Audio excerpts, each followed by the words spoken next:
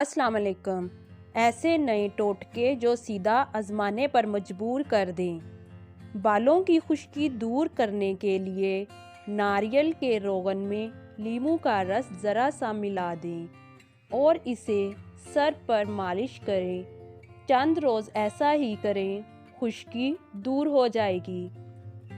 अगर सालन बनाने के बाद कौरमा या सब्ज़ी के ऊपर घी या तेल नहीं आ रहा तो आधा चाय का चम्मच इसमें कसूरी मेथी शामिल कर लें। चंद सेकंड के अंदर तेल या घी ऊपर आ जाएगा और आपका सालन बेहद खूबसूरत और लजीज लगेगा।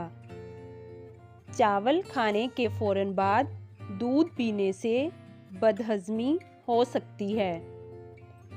सालन में नमक ज़्यादा हो जाए तो एक आलू काट कर सालन में डाल दें, नमक कम हो जाएगा। दूध की मलाई खाने से बुढ़ापा जल्दी नहीं आता।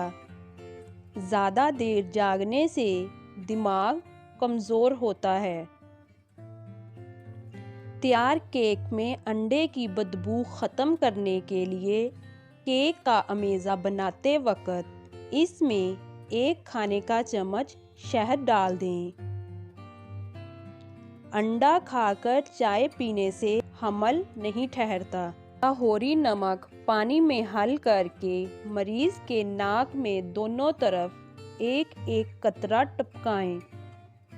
फ़ौरन होश आ जाएगा, ख्वाह बेहोशी की वजह कोई भी हो।